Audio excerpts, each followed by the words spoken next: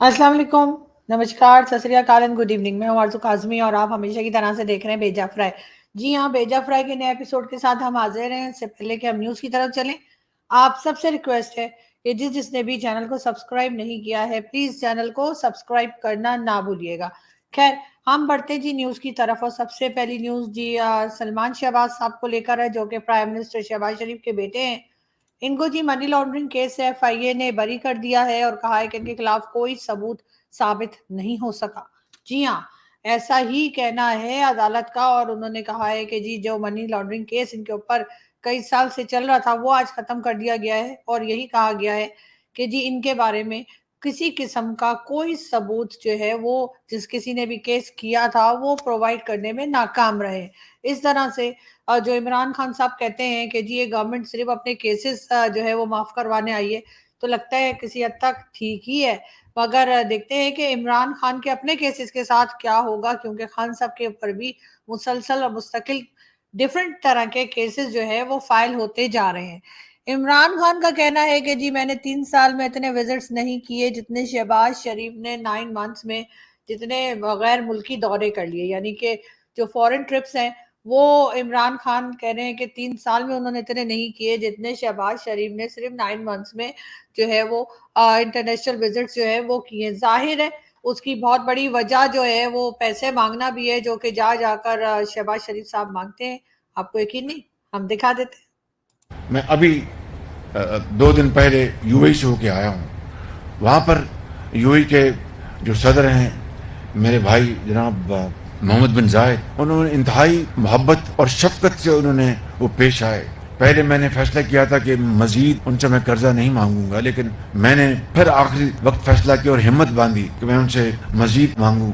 तो मैंने कहा कि जनाब मेरे आप बड़े भाई हैं और मुझे बड़ी शर्म आ रही है, लेकिन मजबूरी है, हमारे मामलात जो माली मामलात जो हैं आप जानते हैं, आप मुझे $1 अरब और दे दें।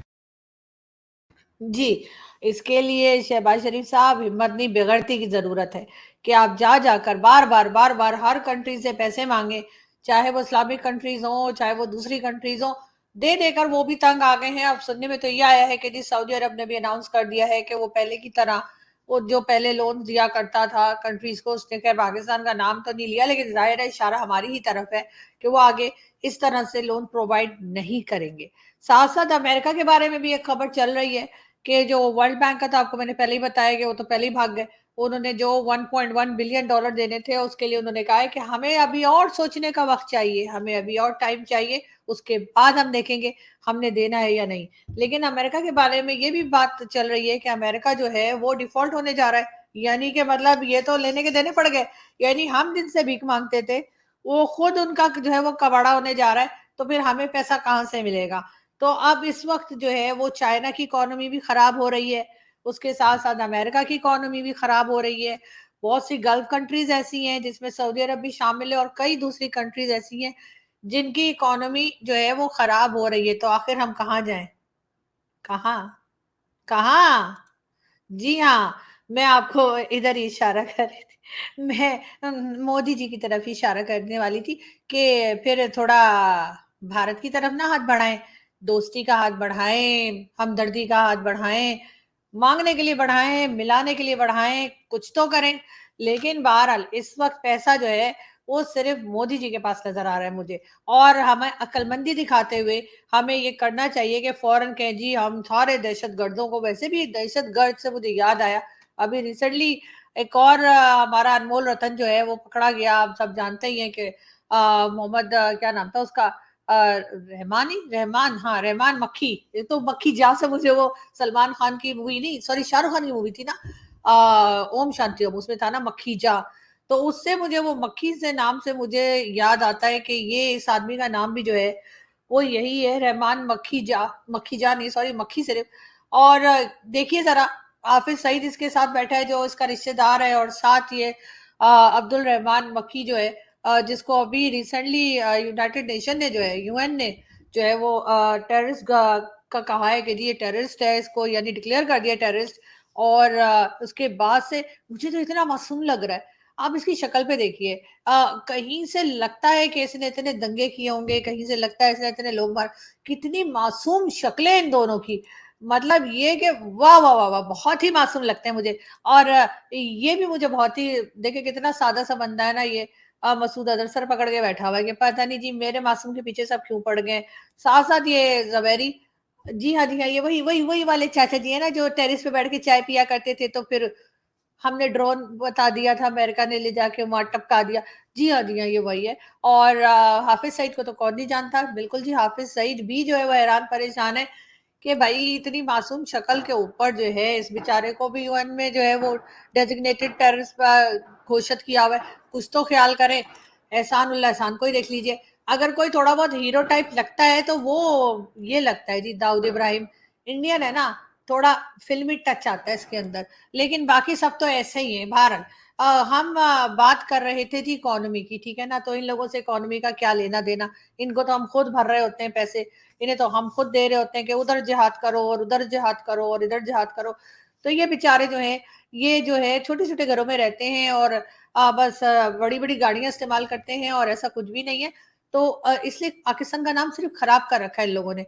बाकी कोई ऐसा नहीं, मासूम शक्लें और देख के कोई मतलब मक्खी भी नहीं मारी होगी इन लोगों ने। तो ये तो इंडिया वाले हैं जो पता नहीं क्या कुछ बोलते रहते हैं कि जी मुंबई अटैक कर दिए तो उड़ी कर दिया, तो पता नहीं ये कर दिया, तो कश्मीर में लोग घुसा दिए, तो जी नॉन स्टेट एक्टर्स आ गए, तो फलाना हो गया। जबकि शक्लें देखें तो ऐसा जैसे ना नोट टपक रहा है इन सबके चेहरों में से। तो इसी वजह से तो आज हमारी ये हालत है कि इन लोगों की करतूतों की वजह से। बहरहाल, मैं आपको बता रही थी सऊदी अरब का। जी हाँ जी हाँ, सऊदी अरब ने कहा है कि जी अब हम जो है ना वो हर किसी को लोन नहीं देने लगे। अब यानी इन्होंने भी सोचना शुरू कर दिया। ये वो सऊदीज है जिनका दिमाग जो है वो या हबीबी और ऑयल से आगे चलता ही नहीं था। यानी ऑयल भी इनका, दूसरे काफिरों ने आके इनको बताया कि भाई ये ऑयल है, इसको मतलब आप ड्रिलिंग करें ऑयल निकालें तो बेच के पैसा मिल सकता है, वरना तो इनको ये भी नहीं पता था कि ये क्या चीज है। इन लोगों का अब ये कहना है कि जी ये हर किसी को लोन नहीं देंगे। अब हर किसी में वो जाहिर है पाकिस्तान को ही कह रहे हैं, हर कोई तो इनसे मांगता भी नहीं है। ज्यादातर तो हम ही जाते हैं बार बार या हबीबी करते हुए। मगर बहरहाल, इनकी अपनी एक सोच है, हमारी अपनी एक सोच है, हमारा अपना एक आर्ट है। हम अपने उस आर्ट को इस्तेमाल करते हुए जो जो इनकार कर रहा है उसकी जेब से पैसा निकालेंगे।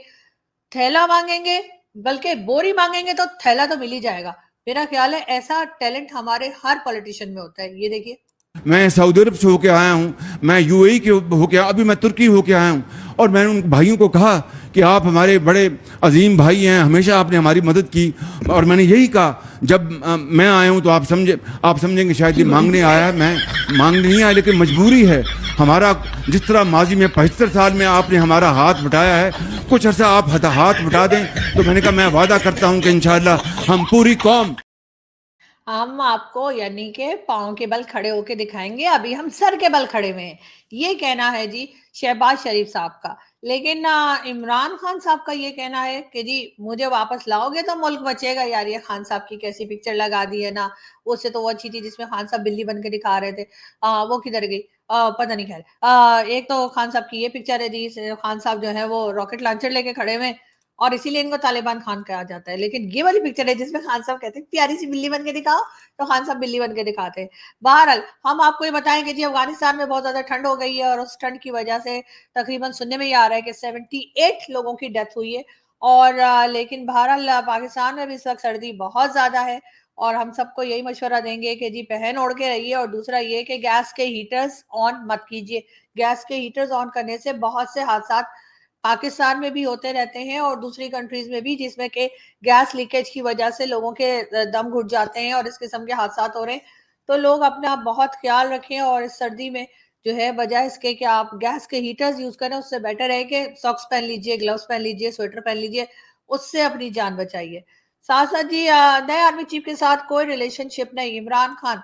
मतलब ये कि पिछले आर्मी चीफ के साथ रिलेशनशिप थी खान साहब की। नहीं नहीं, वो वाली नहीं, वो कुची को वाली नहीं, नहीं नहीं जी, वो बिल्कुल नहीं, झींगा लाला वाली भी नहीं। ठीक ना, आप लोग तो कहीं के कहीं निकल जाते हैं। खान साहब की इस तरह की रिलेशनशिप सिर्फ अपनी पार्टी के लोगों के साथ रहती है। आर्मी के साथ या आर्मी चीफ के साथ उनकी कोई इस किस्म की ना कूची या झींगा लाला वाली जो है ना वो नहीं होती। बहरहाल, देखते हैं, खान साहब ने कह तो दिया है कि नहीं है, मगर साथ साथ सुना है कि खान साहब जो है वो ये भी कह रहे हैं कि जी मुझे दोबारा ले आओ। आना वो चाह रहे थे पार्लियामेंट के अंदर, मगर फिलहाल आ नहीं सके, इसलिए कि पहले 35 मेंबर्स के रेजिग्नेशन एक्सेप्ट किए गए और उसके बाद 35 के मजीद एक्सेप्ट कर लिए गए। और अब सुनने में ये आ रहा है कि जो लोग बच गए हैं, जिन्होंने रेजिग्नेशन जमा करवाए थे पीटीआई के, उन्होंने अपने रेजिग्नेशन वापस ले लिए, कहीं वो भी एक्सेप्ट ही ना हो जाए। तो इस वजह से इमरान खान साहब थोड़े से जो है वो आजकल परेशान है, टेंशन में है। कहा यह भी जा रहा है कि अगर खान साहब अरेस्ट हुए तो क्या होगा। तो जी बुशरा बीबी जो है वो पार्टी चलाएंगी और देखते हैं कि वो पार्टी कैसे चलाती है। लेकिन पहले ये सुने खान साहब क्या कह रहे हैं। बाजवा ने वो पाकिस्तान से किया जो दुश्मन ना कर सके। जनरल बाजवा ने जिस तरह इस हुकूमत की मुश्किल वक्त में मदद की, सारी मेरी फॉरेन पॉलिसी को आज पाकिस्तान की फौज और जनरल बाजवा हमारे साथ खड़े रहे हैं। एनआरओ जनरल मुशर्रफ ने दिया था और ये अब एनआरओ 2 जनरल बाजवा ने दिया इनको। मेरे ख्याल में जो जनरल बाजवा है ये सबसे ज्यादा न्यूट्रल और प्रो डेमोक्रेटिक जनरल है मेरे ख्याल में। इस मुल्क में जो असल जुल्म किया गया वो जनरल बाजवा ने किया। ये जनरल बाजवा एक सुलझे हुए आदमी है, एक वो उसके अंदर ठहरा हुआ है, लेकिन मुझे पता है कि वो बर्दाश्त कर रहे हैं क्योंकि वो बिलीव करते हैं डेमोक्रेसी के अंदर। मैंने अपनी जिंदगी में जिस तरह की खुली दुश्मनी हमारे साथ की गई उन 7 महीनों के अंदर मैंने कभी ये नहीं देखा। एक एस्टेब्लिशमेंट होती है जनरल जिया की, एक होती है जनरल मुशर्रफ की, एक है जनरल बाजवा की। टोटली एक डेमोक्रेटिक गवर्नमेंट के साथ खड़े हैं। मैंने कभी इस तरह की सख्त इमरान खान साहब खुद डिसाइड नहीं कर पा रहे कि आखिर वो चाहते क्या हैं। आखिर उनको बाजवा साहब अच्छे लगते हैं या बाजवा साहब नहीं पसंद है। लेकिन खैर खान साहब कभी कुछ कहते हैं। यानी जब बाजवा साहब ने खान साहब को गवर्नमेंट दिलवाई, प्राइम मिनिस्टर बनाया, तब तो वो बहुत अच्छे थे, लेकिन जैसे ही हटाया उसके साथ ही वो बहुत बुरे भी हो गए। मगर खैर हम चलते हैं आगे और हम देखते हैं कि फवाद चौधरी साहब क्या कह रहे हैं। जब दोनों मुमरायाना को इमरान खान ने कहा कि आप असेंबली डिसॉल्व करें ताकि पाकिस्तान के लोग फैसला करें कि पाकिस्तान के ऊपर हुकूमत कौन करेगा, दोनों मुमरायाना ने असेंबलियां डिसॉल्व की, असेंबलियां तोड़ी और आवाम के पास सामने पेश की। हमारा झगड़ा क्या जी, तो फवाद चौधरी साहब का ख्याल है कि अब अवाम डिसाइड करेगी कि केपीके और पंजाब गवर्नमेंट कौन चलाएगा। लेकिन बहरहाल हम आपको ये भी बताते चलें कि पंजाब के लिए जी जो है चीफ मिनिस्टर बना दिए गए हैं और आजम खान साहब हैं ये, और सॉरी केपीके के लिए इनको जो है वो नॉमिनेट कर दिया गया है एज अ चीफ मिनिस्टर। अब पंजाब के लिए देखते हैं कि कहाँ पे और किसको रखा जाएगा, क्योंकि वो भी एक बड़ा सूबा है और उसके लिए भी एक भागदौड़ चल रही है। साथ साथ जी एक मुरीद ने तावीज के असर ना होने पर पीर को कत्ल कर दिया। अरे कोई चेक करो, खान साहब ने कहीं पीरनी को तो नहीं, अच्छा सॉरी ये हम एडिट कर देंगे। बिल्कुल जी, यहाँ पे इस किस्म के वाकयात भी होते हैं कि किसी पीर ने जो है वो तावीज दिया और असर नहीं हुआ, तो जी मुरीद ने जाके, आप समझ रहे ना, मतलब फिर समझ ही जाइए जो मैं बता रही हूँ। बहरहाल हम आगे बढ़ते हैं और अगली न्यूज की तरफ चलते हैं। और अगली न्यूज जी यूसुफ रजा गिलानी साहब की है। यूसुफ रजा गिलानी साहब आजकल अमेरिका में मौजूद हैं और वहां पर उनका इलाज चल रहा है और कोई ऑपरेशन था उनका, वो हुआ है। लेकिन यूसुफ रजा गिलानी साहब को देख के मुझे तोशा खाना याद आया कि जी टर्किश जो प्रेसिडेंट आए थे उनकी वाइफ ने हार दिया था जब ये प्राइम मिनिस्टर थे। यूसुफ रजा गिलानी साहब तो उनकी बीवी को लेके चंपक हो गई थी, बिल्कुल ऐसे ही जैसे खान साहब की बीवी दौड़ गई थी वो सारी सामान लेके, आपको याद है ना। तो जी लेकिन यूसुफ रजा गिलानी साहब के बारे में भी लोगों को बताना चाहिए और लोगों की आंखें खुलनी चाहिए कि सर इनका भी उसमें हिस्सा है तोशा खाना की चोरी में, और इन्होंने भी नेकलेस चोरी किया था। बहरहाल हम चलते हैं एक और वीडियो की तरफ। जिस लड़के की शादी ना होती हो वो मस्जिद में इस नियत से झाड़ू लगाए कि मेरी शादी हो जाए, इंशाअल्लाह अज़्ज़वजल उसका रिश्ता जल्द हो जाएगा।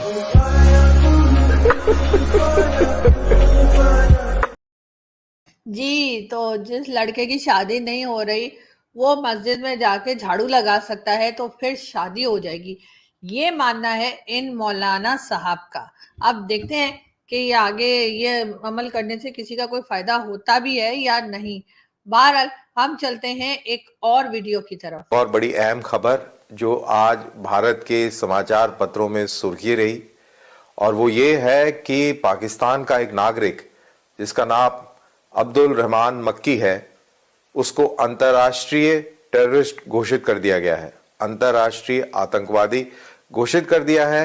ये यूनाइटेड नेशंस सिक्योरिटी काउंसिल ने ये कार्रवाई करी है और ये आतंकवादी का नाम काफी समय से सिक्योरिटी काउंसिल के बहस के जेर बहस था, लेकिन चाइना ने इस आतंकवादी के ऊपर टेक्निकल होल्ड लगा रखा था। जैसा कि हम सबको मालूम है कि 5 powers of United Nations security council जिनके पास वीटो है, उनकी जब तक सबकी रजामंदी ना हो ऐसी चीजों पर, तब तक मोहर नहीं लगती। चाइना ने पिछले साल जून से अड़ंगा डाल रखा था टेक्निकल। जी, और ये थे कर्नल दानवीर। और सबसे पहले तो thank you so much colonel साहब कि आपने परमिशन दी इस क्लिप को चलाने की, और हम इसमें अपना जो नीचे जो आप लोग देखते हैं लाइन से चल रही होती है और पूरी डिस्क्रिप्शन आती है, वहां पे हम कर्नल साहब के यूट्यूब चैनल का लिंक भी लगा देंगे। Again thank you so much कि आपने परमिशन दी इस क्लिप को इस्तेमाल करने की। अब बात सारी ये है कि चाइना के बारे में कहा जा रहा है, जैसे कि कर्नल साहब ने अपनी वीडियो में भी कहा कि जी चाइना ने जो है वो रोक लगा रखी थी, चाइना ने कोई टेक्निकल होल्ड कर रखा था जिसकी वजह से ये अब्दुल रहमान जो है मक्खी, इसको डिक्लेयर नहीं किया जा रहा था टेररिस्ट के तौर पे यूएन से। लेकिन अब चाइना थोड़ा सा पीछे की तरफ हो गया है, और इस वजह से अब ये हो पाया है कि अब ये जो इसका रिश्तेदार है, हाफिज सईद का रिश्तेदार है अब्दुल रहमान मक्खी, इसको जो है वो फाइनली यूएन ने डिक्लेयर कर दिया है एज अ टेररिस्ट। अब देखते हैं कि पाकिस्तान में इसके ऊपर क्या बात होती है और क्या रिएक्शन आता है, या हमेशा की तरह हम यही कहेंगे कि ये इसमें भी भारत का हाथ है, ये भी भारत ने कुछ करवा दिया है, जबकि ये भारत ने नहीं कराया, बल्कि हमारा दोस्त वो समंदर से गहरा, आसमान से ऊंचा और पता नहीं क्या पहाड़ियों से नीचे क्या था, वो उसने हमें जो है एक तरह का कहना चाहिए पाकिस्तान का साथ छोड़ा है। और इस वजह से ये हुआ कि ये आदमी जो है ये उसने यूनाइटेड नेशन ने, यूएन ने जो है वो इसको टेररिस्ट डिक्लेयर कर दिया है। मगर पाकिस्तान में अनफॉर्चुनेटली ना हम मीडिया पे ये कोई बात सुन रहे हैं, ना हम गवर्नमेंट के मुंह से कोई बात सुन रहे हैं, ना इस बारे में बात हो रही है कि जी अब क्या होगा। वो जो हम एफएटीएफ की ग्रे लिस्ट से निकले थे, तो क्या दोबारा वापस जाने की तैयारी पकड़ ली है, या वापस जाने का हमें कोई शौक चढ़ रहा है कि हम दोबारा से यूनाइटेड नेशन की तरफ से जो है हम दोबारा से ब्लैक लिस्ट में चले जाएं, सॉरी ग्रे लिस्ट में चले जाएं एफएटीएफ की। आखिर हम चाहते क्या हैं?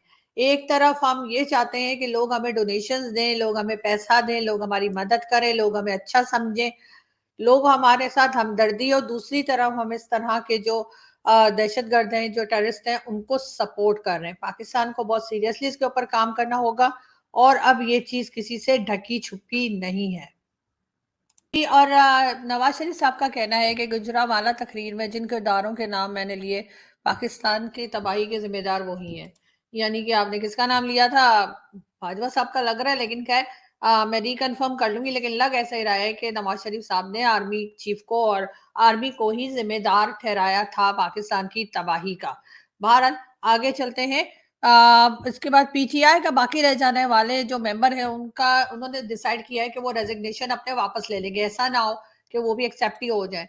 लेकिन साथ साथ ये खबर भी है कि जी खैबर पख्तूनख्वा के 97 बिलियन के कर्जों को पीटीआई वालों ने अपने 10 सालों में 987 बिलियन तक पहुंचा दिया। मतलब ये कि जो लोन जो है वो कम था, उसको कहीं ज्यादा बढ़ा हुआ अब हम देख सकते हैं कि केपी की गवर्नमेंट के 10 सालों में कहां से कहां पहुंचे हैं।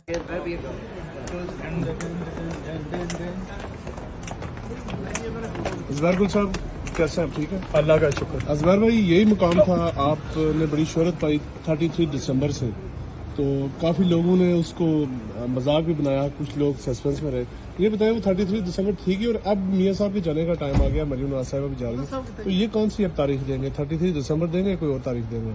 इंशाल्लाह ताला आप देखेंगे 33 दिसंबर को मियाँ साहब इंशाल्लाह आएंगे, तो मैडम के साथ तो वो तो तारीख का अनाउंस हो रहा है बड़ी जल्दी, इंशाल्लाह नेक्स्ट वीक अल्लाह ने चाहा तैयारी हो जाएगी, तो भरपूर इस्तकबाल होंगे। और ये सारे साथी पूरे बरतानिया से जोक दर जोक मैडम के साथ जाएंगे, और फिर मियाँ साहब के साथ भी जाएंगे पाकिस्तान में। जी, ये नवाज शरीफ साहब के कोई स्पोक्स पर्सन है लंदन से, और ये हर बार 33 दिसंबर और अब 33 उन्होंने कह दिया जी 33 जनवरी का टाइम उन्होंने दे दिया कि नवाज शरीफ साहब के वापसी का। देखते हैं कि ये कहां तक वापस आते हैं और कैसे वापस आते हैं। राहुल गांधी जी हम आप पे हाथ जोड़ के प्रार्थना कर रहे हैं। आप बहुत जीदार आदमी हो, लेकिन कपड़े पहन लो। जब आपको सिंगल टी शर्ट में देखता है मेरा लौंडा साला बार बार घर के बाहर भागता है यार, वो भी सिंगल टी शर्ट पहन के, अभी जड़ा जाएगा, पसुरी चलने लगेंगी, कोल्ड निमोनिया हो जाएगा, हमारे तो रुपया घुस जाएंगे। आप समझ ही नहीं रहे हो, आप जाने किस चीज के भरोसे चल रहे हो। अपने लौंडे को हम 3 बार मार चुके, साला कहता राहुल गांधी घूम रहे थे। भाई साहब गलत संदेश जा रहा है। इतनी सर्दी में आप टी शर्ट पहने हो, लोग समझ रहे हैं सर्दी नहीं, बच्चे मानने को तैयार नहीं। हम कहो तुम्हारे पैर छू ली। जी, तो ये जी कोई फादर थे जो कि राहुल गांधी जी से रिक्वेस्ट कर रहे थे कि प्लीज़ आप स्वेटर पहन लीजिए, टी-शर्ट पहन के मत घूमिए, वरना उनके बच्चे भी जो है वो उसी तरीके से, यानी कि इंडिया में जो यंगस्टर्स हैं वो बहुत ज़्यादा कॉपी कर रहे हैं राहुल गांधी को।